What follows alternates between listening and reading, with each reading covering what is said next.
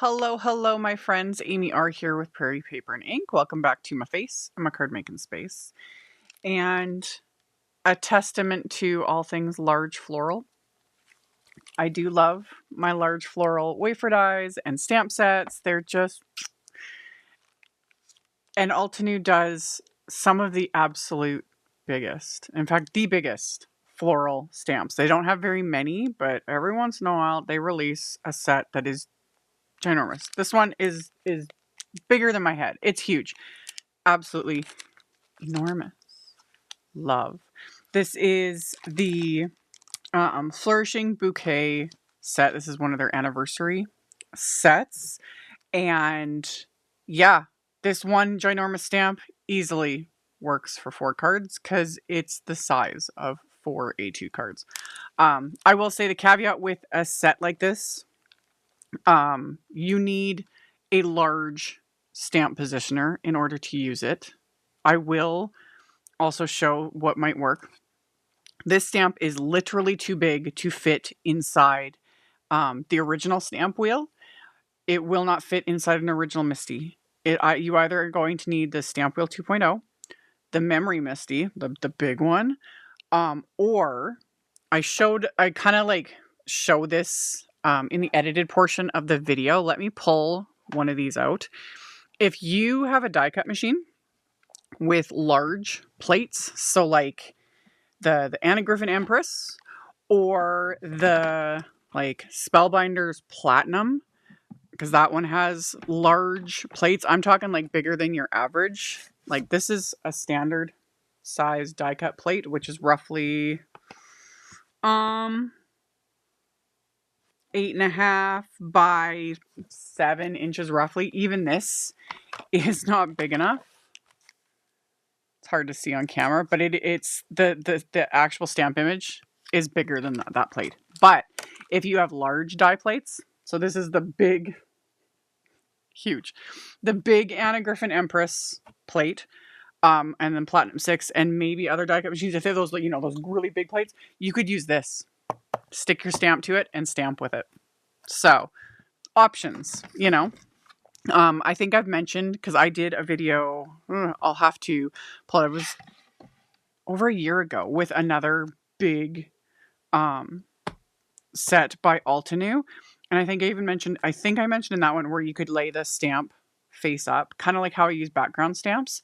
Lay it face up, ink it up, and then press your paper onto it. That's another option. It's a little finicky, but anyway, there's ways. And yeah, I love it. So with this one stamp, I made 4 cards with the one image.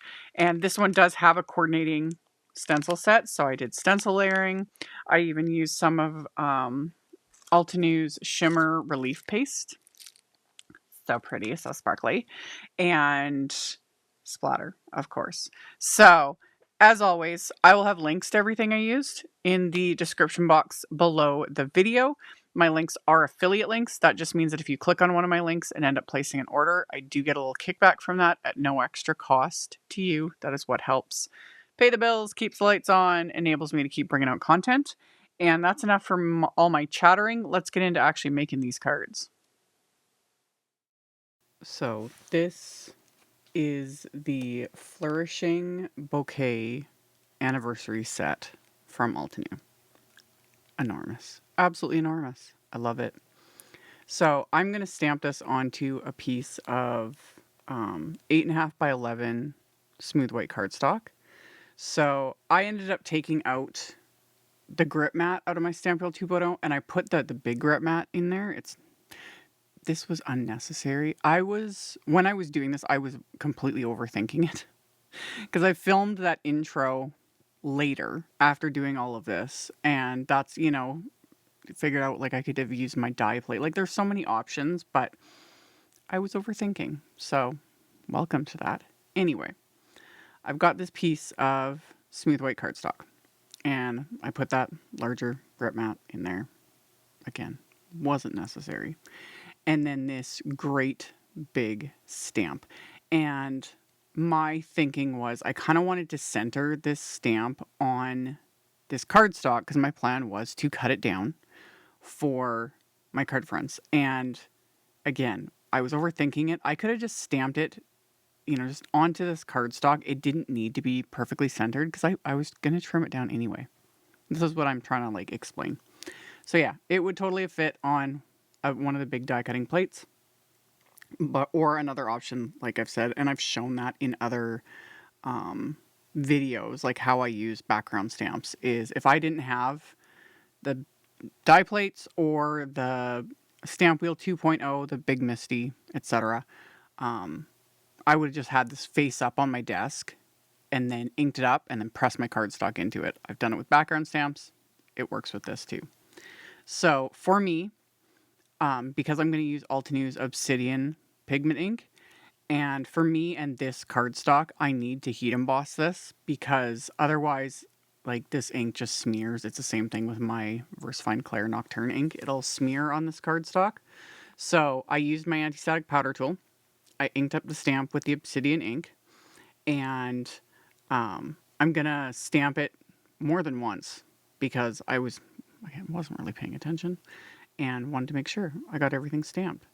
So once I got it stamped, I am going to heat emboss this, and I use just regular clear embossing powder this time. Sometimes I switch between clear embossing powder or I'll use the WOW Clear Matte Dull embossing powder. Just depends on my mood. So this time I use clear embossing powder, and this time I just had this piece of copy paper, and this just helped because, okay, huge image. I use a lot of embossing powder. Most of it gets funneled back, but this kind of helps somewhat contain the mess. I was all over the place when I was making these. I had just everything everywhere all at once. So once I got everything covered with the embossing powder, melted that with my heat tool until it was smooth and melted and shiny.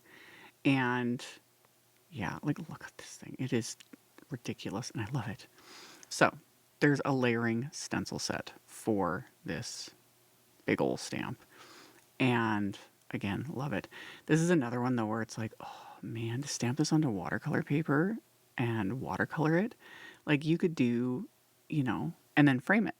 Don't even have to, make cards with it. Like that could be really fun too. So for people that I know, like Altenew's done a lot of things like that, like for literally with the intention of it being more like home decor type things.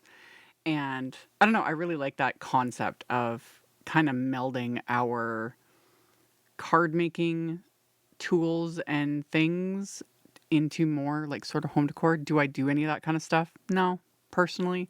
I enjoy making cards. That's what I love doing. But I do love seeing when other people like actually do the home decor stuff or make 3D items, all that stuff.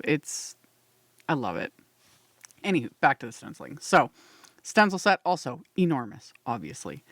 And it has the guide, everything, which always helps.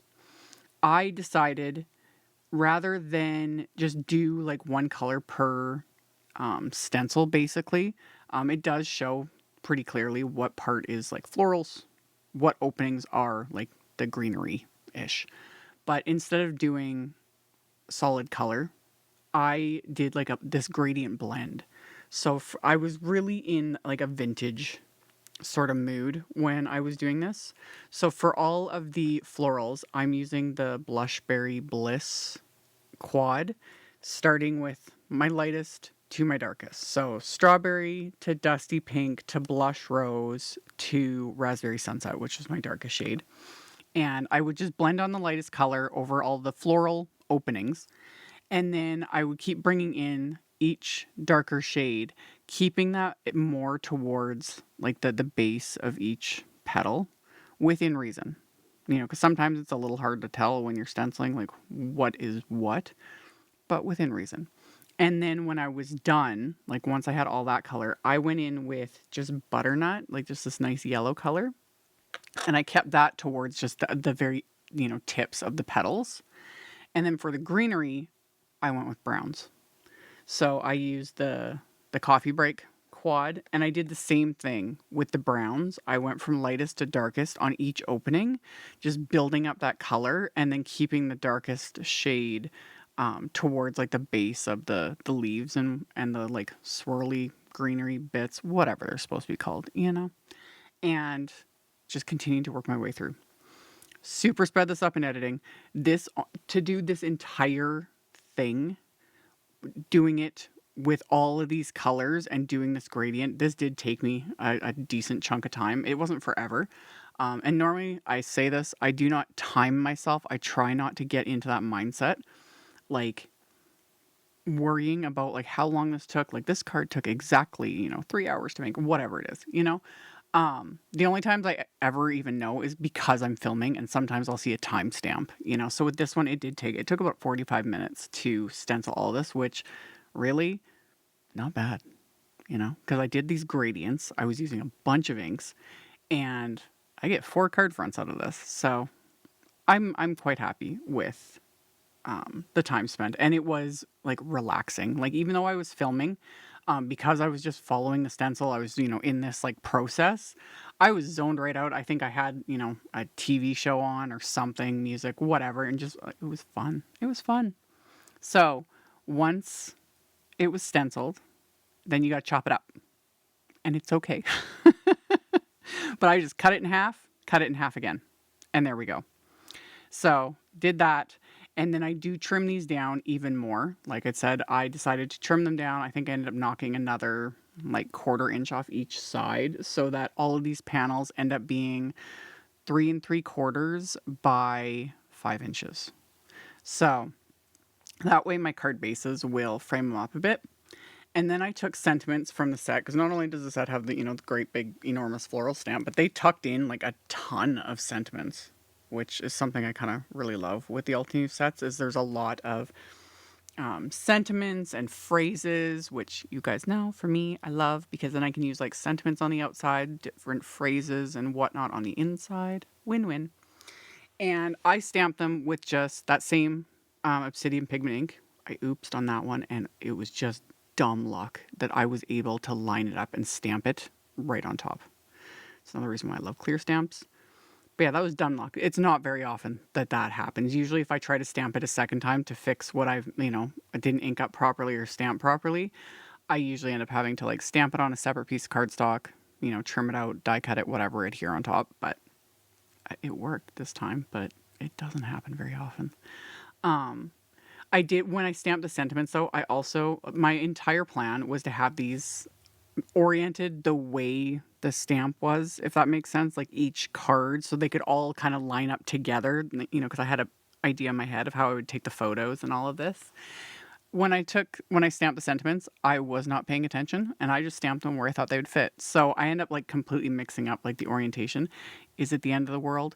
No.